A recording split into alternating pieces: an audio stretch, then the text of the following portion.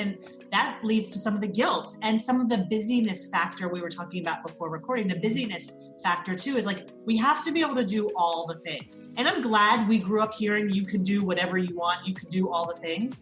But I think it backfired, especially on moms, because we feel like we should be able to do all the things. And guess what? We can't do all the things. No. We just can't. It makes us busy and overwhelmed and miserable. Hey friends, and welcome to the Girl Means Business podcast. I'm your host, Kendra Swalls, a photographer and educator on a mission to help you find your passion, power, and purpose through entrepreneurship. So let's jump right into today's episode because this girl means business. Hey guys, welcome to another week here on the Girl Means Business podcast. I hope you are having a wonderful week. We're doing a little bit of a happy dance in our family because we're done with homeschool for the year. It is finished. We turned in our last assignments. We have a couple of fun activities her teacher has sent over to us that we can do, but they are optional. No more having to argue and battle over assignments and homework and reading and all the things. I am so glad to be done with that. Even with a teaching background, having taught for so many years, teaching your own kids is a whole different ballgame. And I'm very fortunate that my daughter is very autonomous. She can do a lot of things on her own, even at 8 years old. But there was still the battle of just getting it done. That's the hard part. They don't want to do it. I don't want to have to do it. But we're over that hump, and now we are on to greener pastures and waiting to see what life looks like from here on out with school. Now, in all of this, we have also struggled with parenting. It has been an uphill battle. It's been a roller coaster ride, to be honest with you. There are days where I wake up and I feel like I can be super mom, and we do all the things. We play games together. I get my work done. We do outside. We limit screen time. And then there are days like today where I am trying to record multiple podcast interviews and episodes and do lives in Facebook groups and do all these things. And basically the iPad has become the parent for the day. I just hope that in all of this, the balance of it has been enough to keep us all sane. Because the reality is, as parents, there is no owner's manual. There is no right or wrong way to do things. We're just doing the best that we can. And nobody understands that better than my guest today, Rachel Bailey. Rachel is a parenting specialist. She's been helping families for over a decade. She teaches parents practical, long-term tools for raising responsible and confident children while reducing parent stress and guilt. She has a master's degree in clinical psychology and a certification in positive discipline, and has provided services as an ADHD coach, in-home mentor, and therapist. She currently has her own podcast, Your Parenting Long Game, where she gives tons of tips and advice just for how to create an environment in your home where everybody feels stress-free and happy and confident and is just doing and thriving in the environment that you're in, no matter what that environment is. Hey guys, real quick before we jump into my interview with Rachel, I want to remind you that the Business Builders membership program is open for enrollment.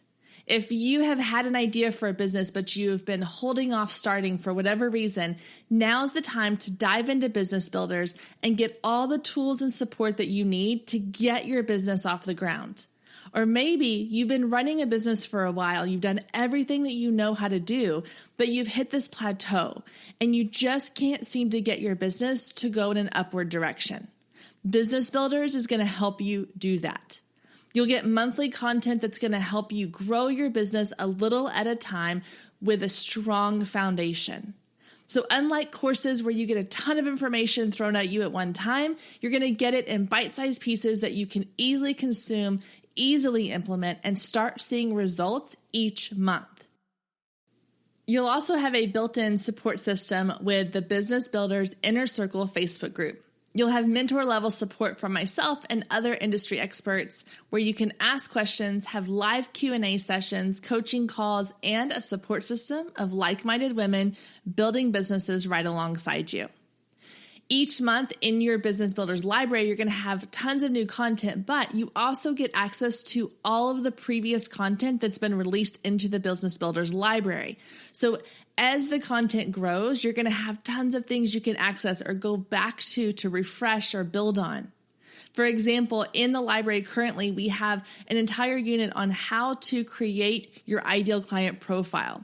We really dive into who your ideal client is and not just the surface level. I'm not talking about what she looks like, where she lives, or her demographics. We really dive into who she is as a person, her fears, her concerns, her pain points, and how you can use that to attract her to your business. We also dive into social media and which platform is right for you based on that ideal client unit I just mentioned.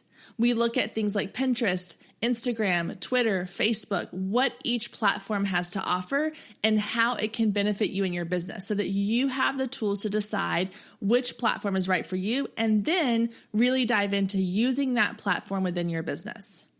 In the next month's content, we're going to be talking about your website, what you need to have, what you can get rid of, and what's going to be the most appealing to your audience that's going to make them come to your website, want to stay there, and want to work with you. All of these content units include PDF guides, video tutorials, social media templates, and so much more. For only $27 a month, you have access to each month's new content, plus the library of all the content that's already been released and the support system within the Facebook group. The other great thing is that your content never goes away. So as long as your membership is active, you can go back and access all the content within the Business Builders library. So if you want to learn more or join our Business Builders network, feel free to head over to girlmeansbusiness.com/business builders. I will have that link in the show notes. Check out all the amazing features and then go ahead and join us so that you can start building your business today. All right, guys, let's get into my interview with parenting expert, Rachel Bailey. Hi, Rachel. Welcome to the Girl Means Business podcast. How are you today? I am great. Thank you for having me here. I'm so excited. I feel like we have so much to talk about today, and I think this is going to be a super exciting episode. But before we get started, I want to hear your story. So tell us who you are, how you got into what you do, and what it is that you do exactly. So I am a parenting specialist, and I originally started my career actually in the corporate world, but then eventually left to pursue psychology. And when I started psychology, I was actually studying to be a neuropsychologist. But eventually my husband and we found out that we were pregnant, so I stopped on that path. And at that point, I was still in the field of psychology, and I was working with kids and with teenagers then. I was an ADHD coach. I was what's called an intensive in-home mentor. So I was going into people's homes and helping with the family dynamics. At that point, I'd also been trained to be a psychotherapist. But eventually what happened was I was working with kids and with teens, and parents kept coming up to me and saying, Rachel, it's great that you work with my child, but like, I need to know what to do when you're not around, like when they're not getting their shoes on and we're running late, or from the small stuff like that to the big stuff like they're having panic attacks or they're sneaking or lying. And I realized that was about 9 years ago now. I realized there was at that point not many people given the really practical tools. It was all like therapy for kids, but I was like, what about the parents? So I actually started working with parents about 9 years ago. And my goal initially was, and I still do this, but initially it was like, let's give parents the practical tools to raise kids who are responsible, but also because I have a clinical background, also kids who are resilient, who are emotionally resilient and who have really healthy self-esteem. And then the one last piece I added maybe 4 or 5 years ago was I realized I could give parents these tools, but if we ourselves are stressed or overwhelmed, then all I was doing was making parents feel worse. So I built into my practice not just those practical tools, but also how can we reduce our own stress and overwhelm so that we can actually implement the tools and we can create a dynamic where kids actually behave better and feel better naturally because we are feeling better. That's amazing. I love that. And coming from a teaching background, I remember so many times thinking, my job is to help these kids educationally, but also, I was elementary, so it's very much the growing process and learning how to be just good humans. And one of the schools I worked at, they actually would have parent nights. They would bring in experts to talk to the parents about different issues that we were seeing kind of coming up across the board. And I just thought there needs to be more of this. There needs to be more parent education, because when you have a kid, they don't give you an owner's manual. There is no guide. And so the problem is we're looking to now social media. We're looking to what our neighbors and friends are doing, the other moms in our school are doing, TV, media, all that stuff. And it's such a skewed version. And it's so isolating. It's weird to say isolating because there's tons of moms around, but when you're in that moment with your child and you're having a struggle, a difficulty, it feels like you're so alone. So I love that you're doing this for parents. I think that's such an amazing job that you have. Well, thank you. And I agree. When we're looking outward at these things, social media and talking to friends, it actually increases our guilt. And my job is to decrease parents' guilt and stress. So I think, absolutely. It can be dangerous to look that way. And I've actually built my business, honestly, for the first 6 years of my business. All I was doing was speaking at schools and doctors' offices. And so, I do those talks that you mentioned. And that's how I, I even got to wwhere I am now. So and parents come to them, they love them. Yeah. Well, I love it. And so there's so many things we could talk about. I'm going to try to keep it to a couple topics, but you mentioned the word guilt, and that's a big issue that I know a lot of moms have. You see the memes are going on Facebook and the mom guilt and all of this and the hashtags. But as someone who is a full-time working mom, but I do work from home, and I know a lot of my listeners either work from home, building a business, or they work full-time, have a side hustle, and are still trying to balance the whole mom thing. What advice do you have? I know this is a big question, but what advice do you have for the struggle with the mom guilt? Yeah, I love that. And one of my my favorite things to do is to take the big topics and give you really practical tools. So awesome. I'm going to do that today. Okay, great. The mom guilt is, first of all, the way I describe it is it's like that program running in the back of the computer that just drains energy. And so, when we're at work or working on whatever our professional pleasure is, then we're thinking about our kids. And we're thinking about when we're with our kids, we're thinking about work. And actually for the brain to transition from what you're doing to thinking about something else and back to what you're doing wastes a tremendous amount of energy and productivity. So the guilt is like that drain that we have. So my biggest, and this is a really cliche, but I'm going to give you some action tips to make this happen. My biggest first advice is you have to be where you are. If you are working on your job, you have to be there. If you are with your kids, you have to be there. So one of the productive tips I have is to have what I call a later list.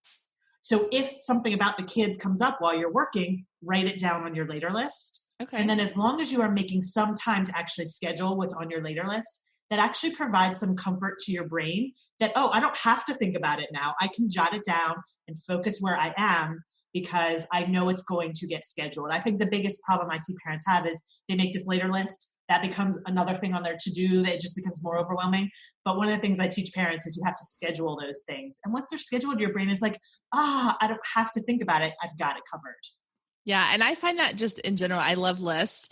And so it helps me, when I'm laying in bed at night and I'm going through the 5 million things I need to do the next day, I do. And I have, a little notepad by my bed, and I usually have 2 columns, and it's business to do and it's like kid to do. It's things like, don't forget to put this in this one's folder, and don't forget to pack this in their backpack tomorrow, and things like that. So I like the idea of having a list, because there is something that it takes it out of your head and makes it, once it's on that list, you're like, okay, I can focus on that later. So I love that tip. That's amazing. Yeah. And actually, having this type of list can provide that relief. And it really just, our brains are not meant to store information. That's not how they were built. They're meant to process, not store. So anytime something is in your head, that's another, depletion of energy or space that you could and should be using for something else. So I actually have parents, when I work with them, create a calendar that combines their kid stuff and their work stuff all in one calendar, because when you see, hey, it does actually all fit in, it is just such a relief. Stay with us. We'll be right back. If you've been listening to the Girl Means Business podcast for any amount of time, then you know my love of email marketing runs deep. Not only is it a great way to generate new leads, but it's one of the most effective methods for nurturing warm leads and turning them into sales. Now, over the years, I've tested several email platforms, and my favorite by far is Flowdesk. Not only do they make email marketing simple and easy, even for the technically challenged, but they have everything you need to create stunning emails, capture leads, make sales, and automate the entire process, giving you time back in your busy day.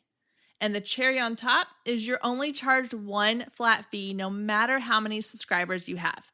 So while other platforms will increase your price when you go over your pricing tier limit, Flowdesk has no price increases or hidden fees. If you're ready to give Flowdesk a try, click the link below in the show notes to save 50% off your first year. Let Flowdesk help you design emails people will love. Click the link below and check it out. I have a feeling you're going to love it just as much as I do.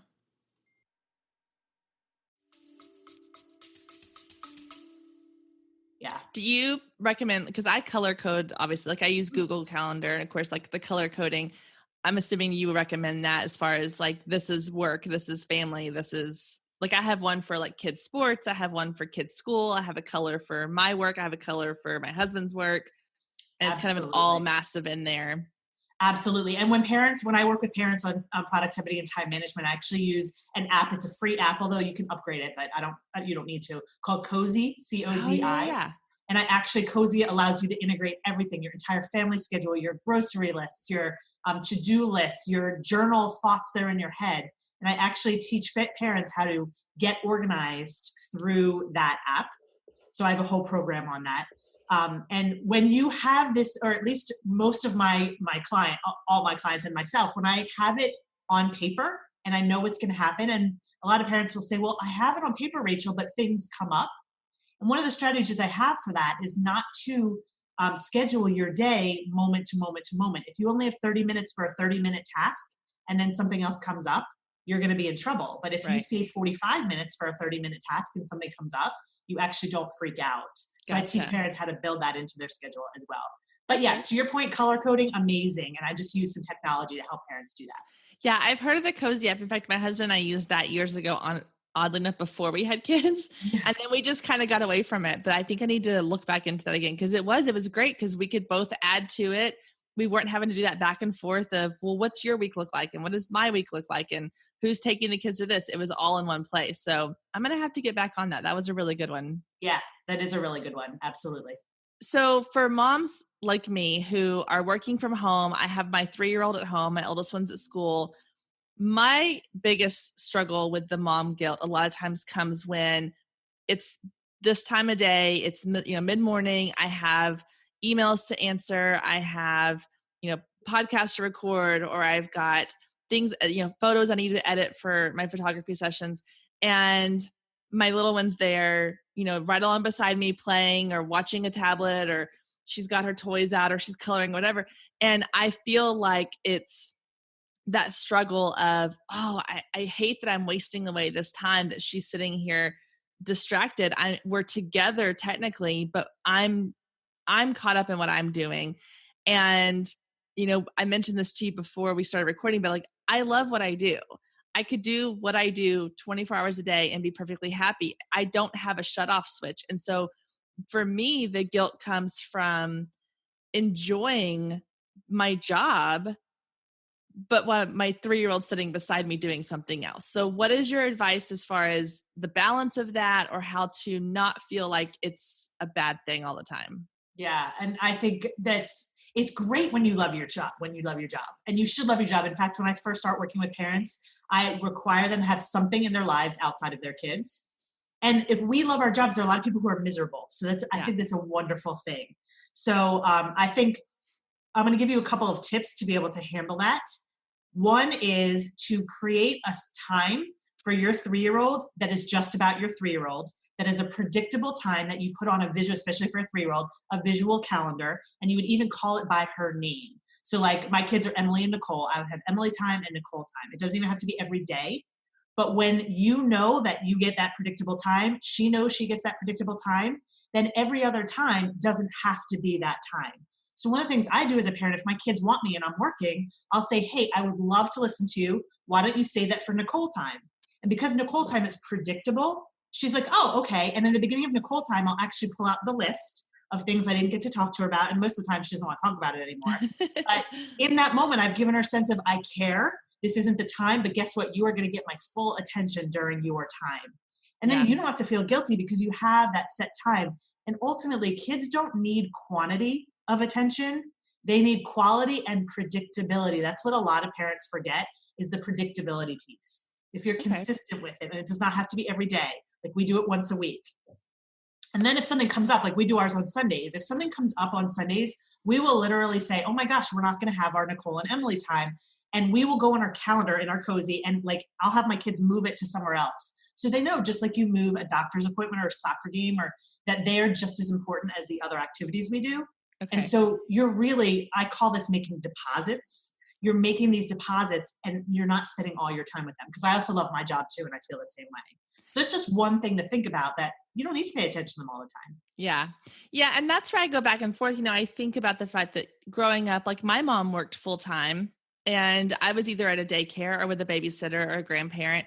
And I don't feel like I was neglected. I don't feel like I was, she was never around. We had those moments, we had our little evenings where we would play a game or read a book or watch a movie or whatever. And so I think nowadays there's this perception that we have to be doing something with our kids all the time or we're bad parents. I remember talking to somebody one time and they were like, my mom never got on the floor and played pretend with me. And to be perfectly honest, I hate playing pretend. Like I'm so bad at it. So do I. We bought my girls a dollhouse for Christmas last year, this really big, pretty dollhouse. And they have all these little Barbies and LOL dolls and whatnot. And luckily that I have two girls, so they play well together. But when they want me to come in and play and they're just like, pretend at this. And I'm just like, oh, this is the most like awful thing right now. Yes, I don't like it either. And that's one of the benefits of scheduling it, is that I know if they're going to ask me to do it, I know what the end time is. Yeah. I'm like, okay, I can put on my pretend hat for like, I have two girls too. So I totally agree. And I love that you said that. No, none of our parents played with us. None of our parents played with us. And that leads to some of the guilt and some of the busyness factor we were talking about before recording. The busyness factor too is like, we have to be able to do all the things. And I'm glad we grew up hearing you can do whatever you want. You can do all the things. But I think it backfired, especially on moms, because we feel like we should be able to do all the things. And guess what? We can't do all the things. No. We just can't. It makes us busy and overwhelmed and miserable. Yeah. Yeah. And it's so hard because there's so many times when I hear myself saying, I've just got to finish this one thing and then I'll come, watch the show with you, or I'll come sit on the couch with you, or I'll come play that game with you or whatever. And, I have this internal fear of, I don't want my kids to think that I feel like my job's more important than them. But at the same time, I want my girls to understand that, like, when you truly love what you do, and I want them to see their mom who is building a business from scratch on her own, doing amazing things. So it's this weird sort of, and I hate the word balance. I honestly do, because there is no such thing, but it's this weird, back and forth of, I want to be this role model in this example, but I don't want them to constantly be hearing, this is more important than you. Yeah. Can I give you another tip for that? Yes, please. Because I think that's so common. And I love that you're a role model for showing what you can be as a woman. I think that's amazing. The other tip I have is that kids don't need you to be with them all the time. They just need to know they matter. Okay. And I know that's what you're worried about. Do they think they matter less? So one of the things I teach parents is how to make what I call deposits into, I call this their need for significance, the need to know they matter. And you can do this in these strategies that take a minute or less. So one example of showing your kids they matter, I actually mentioned one already, like if your time with them has to move, you just show them on the calendar that it moves. But another way to do this is just to remember something they say and ask them about it 2 or 3 days later.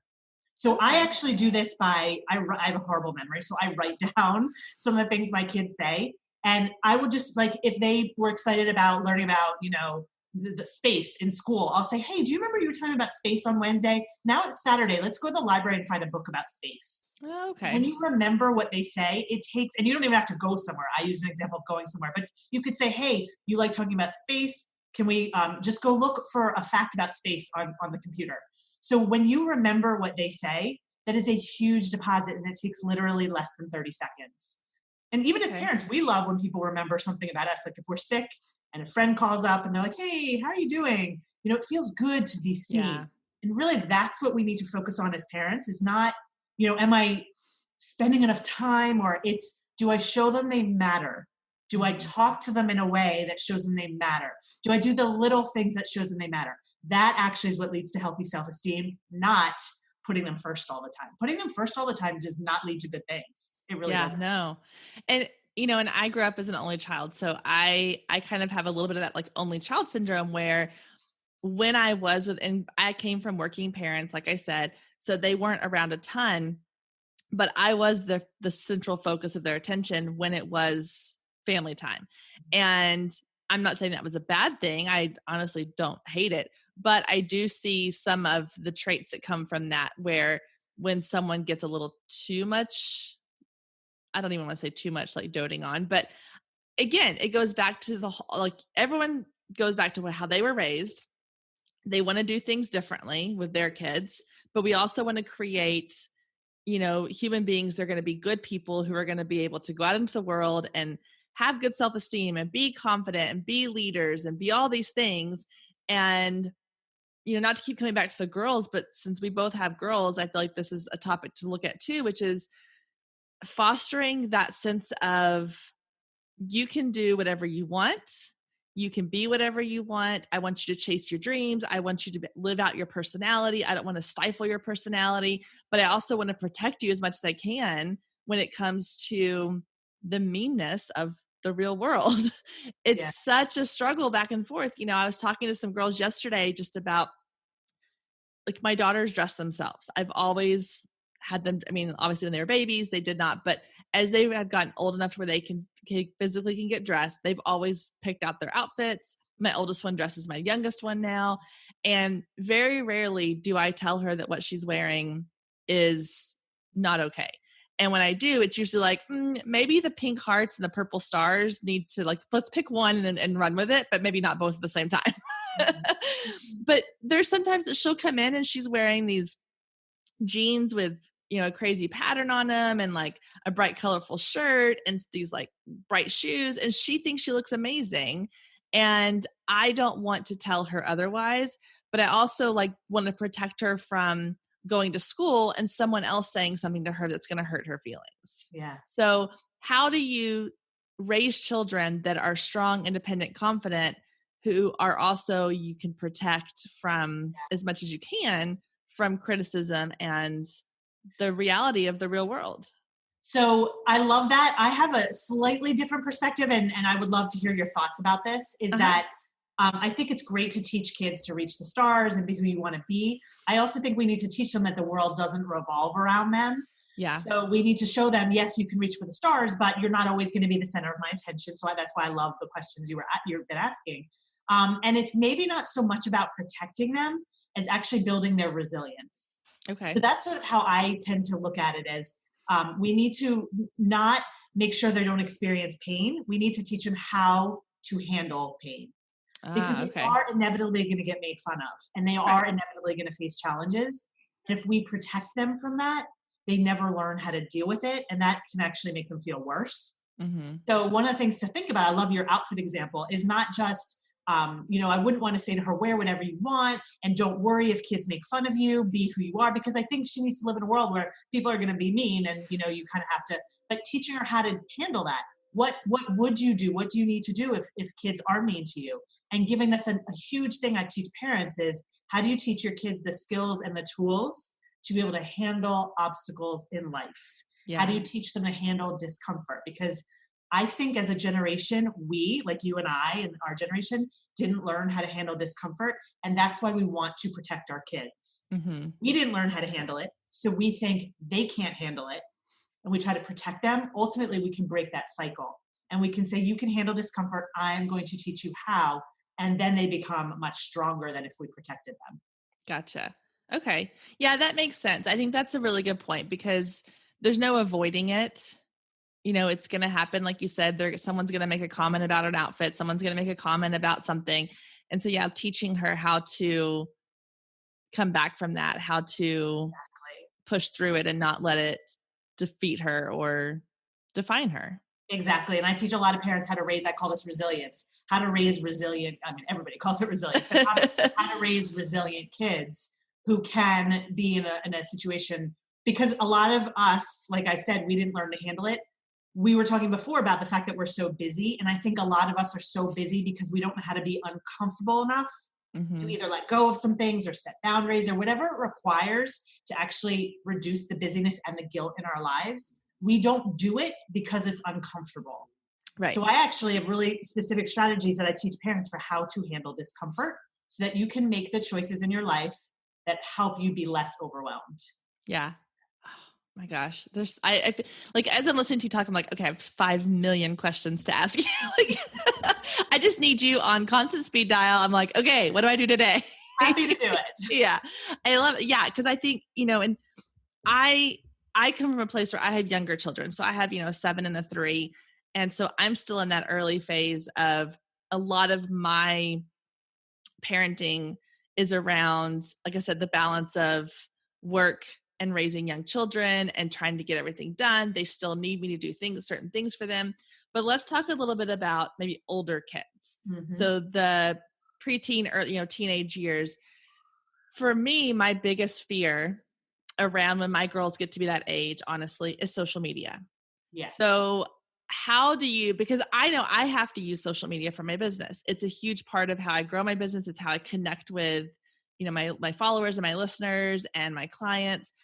And so my kids see me using social media. They know what it is. They sometimes they'll be looking over my shoulders. I'm scrolling through Instagram or Facebook and they're like, oh, who's that? And want to know what some of the photos are. And as they get older, I'm very cautious about how I want them interacting with social media. So how do you talk to parents with kids who are of the age that are starting to get into that? How do you approach that? Stay with us. We'll be right back. Hey, photographers, are you ready to make 2024 your best year yet? Growing a business is tough. You're following all the successful photographers and experts, soaking up their best advice and downloading all their free guides, trying to replicate their success only to come up lacking, blaming yourself when their methods don't work for you. But the truth is, it isn't you. Free content and one-size-fits-all courses can only get you so far. What you need is personalized help and guidance, but that can get expensive. Well, not anymore. I've created the perfect solution to get you personalized results for less than $2 a day. Introducing the Focus Photographer Lab, a one-of-a-kind coaching membership that gets you one-on-one results for a fraction of the cost of traditional coaching. Inside the lab, you'll find the 3 C's to success: classes, coaching, and community. With classes, you gain access to a treasure trove of pre-recorded trainings and invaluable resources. With coaching, you get monthly live trainings and Q&A sessions, along with my favorite part, the weekly one-on-one office hours, where we get to address your unique questions and challenges. And then there's the community, where you get to connect with an amazing group of talented female photographers who share your passion, supporting each other and inspiring each other to greatness. The best part is it doesn't come with an expensive one-on-one coaching price tag. You get all of that for just $47 a month. You can even try it for free for 14 days to make sure it's a good fit for you. And there is no contract and no obligation. You can cancel at any time. So what are you waiting for? Head down to the show notes and click the link to learn more and get signed up today. And let's make 2024 our best year yet. Yeah, I love that question. And I do a lot of speaking in middle and high schools and to parents of adolescents and teens. So I feel like this is a big topic you probably get a lot. It all the time. Yeah. So here's the thing about social media is that it goes back to the question of protecting. Kids will always be better at technology than we are because we are natives. They are growing up on this. I mean, they are the natives. They grow up on technology. They'll always be better. And as I study technology, which I do for my job, I know that, when Instagram became popular, parents were like, okay, I'm going to be on Instagram. Kids found a way to make secret Instagram accounts. I mean, they're always going to be one step ahead of us. So it's not necessarily about protecting them, although I'm a believer we should have our kids' passwords and things like that, but they can sneak so easily. But here's the thing, because I used to be a therapist for teenagers. So I know a lot about what they do to sneak. It's not about preventing the sneaking. It's about raising kids who feel good enough about themselves and have this resilience and confidence that they don't make those decisions to begin with. Right. That they don't need to post inappropriate pictures, because in reality, kids post inappropriate pictures to get a sense of validation, to get a sense of power and control. Gotcha. But when they actually feel internally in control and when they feel a sense of worthiness that comes from inside, they don't have the need to make those choices. So ultimately, I think social media is about how do we get our kids to not get those good feelings from doing bad things? How can we give them those good feelings from doing good things? And remember what I was telling you earlier about those deposits that I mentioned. That's actually, if I am meeting with a parent of a 3 or 7-year-old, I would say, make these deposits when they're young. There are 5 specific areas I tell parents to deposit into. Make these deposits when they're young. When they get to the social media age, they won't make those choices. They will be internally motivated to do the right thing. They won't have to sneak accounts or anything like that. Yeah. Well, and my husband says I can't talk. My husband says this to me all the time. I tend to think 10 years in advance. You know, I have a second grader and I'm like, oh my gosh, in 10 years, she's going to be graduating and this, and I can't wait for this, but I'm scared for this. And he's like, babe, in 10 years, we have no idea what things are going to look like. You need to calm down. And I get that way with social media because, you know, we have tablets and iPads and things like that. And my oldest one's allowed to get on and she does the little Roblox, which I don't even know a whole lot about it, but I've seen her play it and I've watched her do it. And we turn off all the chatting and the commenting and all that kind of stuff. And, but I feel like that before too long, it's going to be, oh, my friend has an Instagram account. I want an Instagram account, you know? And so I'm trying not to jump too far ahead because again, I don't know when that time comes, what the next platform is going to be. You know, there's TikTok and there's Snapchat and you never know what the next thing's going to be. So I feel like it's just overwhelming to have to keep up with everything. Yes. And I try not to, I try not to get too far ahead, but I do like to be prepared and have a game plan for going into, like, I don't want her on social media until I feel like she's ready. And I don't know what that age is. I don't want to say when she's 14 or 15 or 16. I want to wait till, it's kind of like every kid's different. But do you think that there is a way to, or an age that's appropriate, or how, like when parents come to you and say, my kid's starting to ask for social media, is this okay? When's an okay time? Like, do you have thoughts on that or advice on that? Yeah, absolutely. I mean, I think just like you said, it totally depends on the child and how ready they are emotionally to be able to face the things that they're going to face on social media. Because it's not just, the danger necessarily that's on social media. It's the low, social media can promote really low self-esteem when they see everybody doing those things. So it's really about when is a child able to have those conversations and handle the what's going to come at them, handle those obstacles and handle those challenges that they're going to face. Yeah. So yeah, I think it depends on the child. Social media generally they don't allow you unless you're 13. So if you're on below 13, you're technically not allowed on there anyway. So a lot of parents hopefully realize that if the social media app says you shouldn't be on there, probably you shouldn't be on there. But even at 13, some kids just are not ready. No. Yeah. But the one thing I will say about worrying about the future, because just so you know, your brain is wired to do that. Your brain is wired. We are survival-based creatures. So our brain's job is to protect us, to predict what could possibly go wrong and try to avoid it. So that's the way we're wired. That's the more primitive part of our brain, though, and everybody has that. We also have the ability, though, to realize that we don't have to be controlled by those fears. And here's the thing I always say about the future is that when we think about parenting, we want to try to make a better future. But this is the irony, that if we actually create positive present moments, we create a better future than we would ever have created by trying to worry about it. Gotcha. Really, a positive future comes from an accumulation of positive present moments. So if you think about what can I do when they're 3 and 7 to be able to help them make these choices, help them feel good about themselves, help them feel in control of their lives, and these are all the deposits I talk about. If you can do that now, you will not even have to worry about it then. Because as a therapist I used to see the kids making the bad choices. And as a therapist, what I would do is I would actually at that age start to make those deposits for them because they didn't get them earlier. when you see that these deposits lead to the good behavior and the lack of deposits lead to bad behavior, all you have to do now is focus on those deposits. Okay. Yeah. That makes a lot of sense. I like the way you break it down like that, because that makes a lot of sense. I think, again, we're all super hard on ourselves and we all think that we're doing a terrible job at times. But when you break it down to the point where you can look at it and go, okay, what have I done in the past week to deposit into my child? And instead of trying to think big picture, when you're able to look at it in small chunks like that, I know that's going to help me going forward, because I look at it and I go, oh my gosh, this is my busiest time of year and I've spent all day on the computer. But that even that 1 hour at night that we snuggle on the couch and watch, we just signed up for that Disney Plus. So we've been watching all the old Disney movies. I'm like, let's lay on the couch and watch a Disney movie. And just those little moments can add up to something bigger. That gives me a little more peace of mind. So I appreciate that a ton. That's a huge help. Absolutely. And these are the things that, not all deposits are going to even take an hour. Like I always teach parents about, so one of the things we want to deposit into is their sense of control. Like I said, they may try to get control in other ways.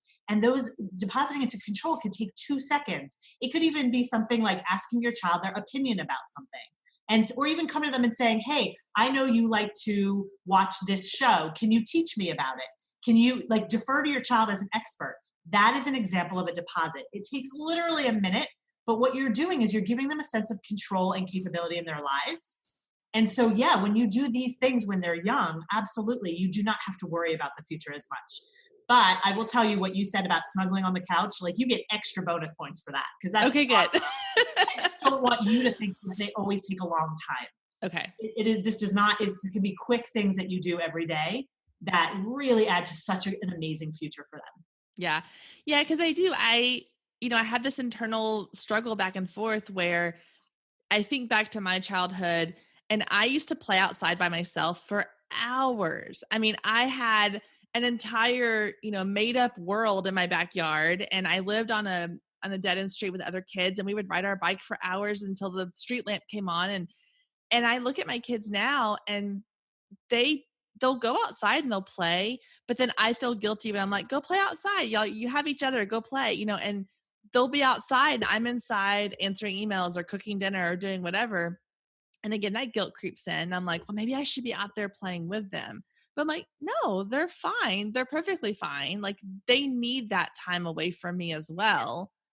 It's just that inner voice that just, the devil and the angel on the shoulder going back and forth at it, so I have to remind myself that they are fine doing those things on their own. And what you can do when you hear this voice, because that voice is actually your primitive brain saying danger, danger, danger. If I don't do this, my kids are going to end up messed up later. That's right. The primitive part of your brain, and it's real and it exists and every parent has it. I think moms tend to hear it louder sometimes, although I don't want to stereotype, but I think we all worry about that so much. So when you hear that voice, you can even talk back to it and say, thank you for trying to protect me, but I need to gather all the facts here, because you're kind of the primitive voice back there. You're my fight or flight response. Mm-hmm. Am I showing my kids that they matter? I love the question you asked before. What have I done in the last week to show them they matter? And it's not just time with them. It doesn't just have to be time. Did I one time in the past week when I was cutting vegetables and they were talking to me, did I look up from what I was doing and just really listen to them? One time in the past week did I do that? That's a deposit. So if you did that, you can say to the voice in your brain, thank you so much for trying to protect me. This isn't actually a danger area. I'm actually doing really well. Okay. So talk back to it, because it's trying to protect you. But here's the thing about that part of our brain, which really is our fight or flight response, that it hasn't developed very much since the saber-toothed tiger days. So we think there's threats when there actually aren't threats. Right. That is not a true threat for you. I can tell just talking to you that that's not really a threat that your kids, the fact that you care so much, your kids sense that because they sense our energy. Your kids know that. So you don't have to worry if you're not out there playing with them. You don't. Yeah.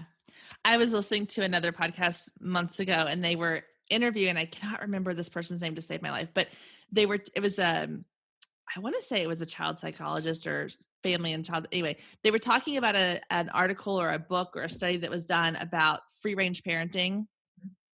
And I I was listening to them talk about the fact that, nowadays, because we have all these kids, these helicopter parents that are constantly bubble wrapping their kids at the playground kind of thing, that children don't experience natural consequences. And the example I think they gave was, when we were kids, if we rode our bike down a hill too fast and we fell and we scraped our knee and our elbow, that was a natural consequence. And now, because kids are so protected, parents are like, no, you got to have knee pads and elbow pads and a helmet and a vest and all this stuff, and don't go too fast, and they're going to run beside them down the hill. They don't get those natural consequences until they become adults, and then it's too late. I completely agree. Okay, so I am very much of that same mindset of I want my kids to I want them to experience those things. So where we live in a neighborhood out kind of in a suburb, but we live on acreage. So all of our neighbors, we all have an acre to 2 acres. And we live on just kind of this rectangle. Nobody comes into our neighborhood without it being someone that needs to be there. So I've started letting my kids, ride their bike around the block. I can see them almost the entire way, but they don't know I can see them. I'm in the house. We have these big picture windows. I can watch them. They think that it's amazing that they get to go ride their bike around the neighborhood. But I have other parents who I've mentioned that to, and I get that pushback of like, oh my gosh, I would never let my kid ride their bike. Even some people that we live nearby, they're like, oh my gosh, you're letting your kid ride their bike around the neighborhood. And so now you've got, okay, I'm trying to do this good thing for my kids. I've got now the mom guilt of like, okay, is somebody, going to come snatch my kid away because it's this person in the street said. And then you've got on top of that, the layer of, oh, now I'm being judged as a parent. Mm-hmm. So how do you fight through those layers to figure out what is really best for you and your kids? Yeah, that's a great question. So first of all, before I answer that, I want to say that what this all comes down to is another huge thing I work with parents on, which is our anxiety. Okay. If a parent is judging you, it's usually because they are anxious. And I would say, I work with parents all over the country. I've worked with over 1,300 families at this point. And I would say a huge majority of them are anxious parents. So, and maybe those are the parents who are seeking out help, but we are full of anxiety. Uh-huh. So their judgment towards you is probably their anxiety. Oh, I would never let my child do that because I'm so anxious. I couldn't handle it if X, Y, Z. And right. The truth is, statistically speaking, nothing's likely to happen, but you're keeping your eyes on your kids, which for a 3-year-old is probably age appropriate. You're watching, but you want your 3-year-old to have a sense of, remember I was talking about those deposits. You're giving your 3-year-old, she's thinking, I can handle this. Mom believes in me, even though you're actually watching her, which is great because it's safer. But she actually is getting that sense, which is going to improve her self-esteem. It's going to make her less likely to make bad choices later. Mm-hmm. So that's a big piece of this is our anxiety. But to your question specifically, how do we deal with that, with the judgment coming in and how we deal with what parents are saying? There's another strategy. I have lots of strategies that I teach parents. And I call this tuning in instead of tuning out. So okay. What I mean by tuning in is really understanding what are our parenting values. What do I as a parent want to teach my child? I want to teach my child that they can rely on themselves, that they are going to be okay. So knowing, that's another exercise I do with parents is helping you figure out what are your parenting values. And then what you want to do when you hear from someone else, whether it's an in-law or another parent or whoever it is, and they're judging you, tune into your values instead of tuning out to what other people are saying. The more you look outward for parenting, the more confused and guilty and miserable you will feel. Okay. So how do you have a strong enough core inside yourself? And some parents don't have this yet. It's what I help them build up. How do you know what's important to you so that when you do hear that judgment, you can say, thank you for that information, but you know what feels right for you. And that's when you're tuning in instead of tuning out to what everyone else is telling you should do.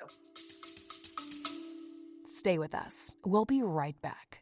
You love listening to podcasts, but have you ever thought about starting your own podcast? Maybe you want to build a brand, grow your business, or are looking for an excuse to talk about your favorite hobby. Whatever your reason for making a podcast, Buzzsprout is the place to start. Since 2009, Buzzsprout has helped over 300,000 people launch their own podcasts. Buzzsprout walks you step by step through the whole process and will give you powerful tools to start, grow, and monetize your podcast. Ready to get started? Click the link in the show notes to get our free step-by-step guide to starting your podcast today. Okay. I love that. I like that. That's really, really interesting because that's true. Like there's constantly people filtering in and between family members or friends or who have different values. And that's a good way of putting it. It's not necessarily different parenting styles. It's different values that they rely on, that they fall back to. And for me, and my husband and I were both kind of raised the same way, in that we had that sort of free range freedom when we were kids. We were able to go, and he grew up in the middle of going through the woods and hiking and fishing and hunting and doing all these things. And his parents didn't know where he was till it was time for dinner. And the fact that we want our kids to feel that, and we live in an area that's really safe. And, and when I say things like, I let my kids ride their bike around the neighborhood, I'm not saying that I just one day was like, hey, go on walkabout, come back when you're ready, Right, exactly. We have worked up to that. Yeah, we have gone on walks together where we've gone with a dog around the neighborhood, and I've talked to them about being safe and what happens if someone falls and gets hurt. How do you come back and let me know? And, all these things. So that helps some too. When I hear someone give me some criticism, I'm like, but you don't know what we've done to get to this point where our kids feel like they can do this successfully. Exactly. And that's what I want you to remember when you hear the criticism, and then that voice comes in your head. Oh my gosh, am I doing this wrong? Whatever. I want you to turn to all the facts you have inside that they don't have. Right. And your parenting values, that is tuning in. That's knowing and listening to your parenting instinct too, instead of, they don't know your kids. They don't know you. So listening to yourself is so tuning into yourself as a parent. And a lot of us don't start with that voice of what feels right to us. But once you have that judgment, it's almost like you have this armor or a bubble around you, and it sort of just comes in and slides down. That's like awesome. When you feel strong in your parenting core, you don't really even listen to that stuff anymore. Yeah. Oh, so good. Okay. I have one last parenting question for you, and then we'll kind of wrap up. But so again, going back to the fact that I have daughters, and my 7-year-old is getting to the point where, like, when I ask her, how was your day? She's like, oh, it was fine. What'd you do? No, I don't know. We did, and she'll have her days where she kind of tells me, like, step by step what they did through their day. Yes. But as she gets older, one of the things I really want to work on with her is that open line of communication. So what advice do you have for parents who want to make sure that their kids always feel like they can come to them and talk to them about everyday things, and then the more difficult things as well? Oh, I love that. And I actually do entire workshops on this, especially in middle and high school where kids have really started to shut down. So now you can do this more proactively. One of the biggest takeaways from that talk that I do is meet your kids where they are. So with younger kids, it's okay to sort of, when she tells you something exciting, you want to kind of match her energy. She's excited. So, oh, this cool thing happened. Oh, that's really cool. As kids get older, so your daughter's 7, this is going to happen fairly soon, I will tell you. Yes. Where you don't actually want to have bigger emotions than they do. Okay. So if your daughter comes to you when she's 9 and she says, my friends were mean to me today, if you say, oh, they were mean to you, let's fix this, and your energy is actually bigger than hers, that's when kids start to shut down. Okay. So you want to kind of meet her where she is. And the other thing is, another way you meet them where they are is not just sort of match their energy, but also when she tells you small things, and there's actually a quote about this, I think, when she tells you small things, don't minimize it. You seem like the person who would never do this, but this is really advice maybe for other people. You don't want to minimize the small things, because to them, small things are important. Right. And the more we treat them like they matter now, and the more, when they tell us something, maybe a strategy you could use is ask an extra question. So when she tells you about something like, oh, I read this cool book in school today, maybe what made you choose that book? But really let her know you're listening part of the day, not all the day. Remember, we don't want to listen to them all the time. But when you are focused, be really focused. And when you can really show her that you're with her, she's going to want to open up. People open up to people when they feel safe and when they feel heard. Okay. If you actually think about the people you open up to in your life, it's probably the same thing. Someone makes you feel safe, it makes you feel heard. That's what we want to do. Safety comes from not getting bigger than they are, our emotions not being bigger. And heard comes from really listening sometimes to them. Okay. Oh, that's so good. Oh my gosh. I'm going to have to go back and take tons of notes when I listen back to this later. And I feel like we could have so much more to talk about. So I would love to have you back on sometime in the future and dive even deeper into some of these things. But so my last question I always ask is, because this is a business related podcast and we've been talking about parenting, but also parenting with someone who is either working full time or running a business, what would you say is kind of your number one piece of advice that you give to moms that are either running a business, starting a business, working full time, and trying to also raise amazing kids? Yeah. So if we think about it from a business perspective, I think the biggest piece of advice is things will always take longer than you hope or think they will. And if you get frustrated with that, I think that brings in resentment towards our kids, towards whatever it was. So I think just keeping in mind that even if we think something, because I run a business too, obviously, I run my own business. And even if you think something's going to take a month, just assume it's going to take longer, because things rarely happen in the timetable you want. And if they don't, a lot of times we take out all those negative feelings on our kids or our spouse or something like that. So I think that's helped me a lot to know that I want things to happen quickly. And they often, when you're running a business, do not. They take longer than you think. Okay. I think that was meant just for me because I needed to hear that today. Because I get in my head, I'm like, oh, but I want to do all these things.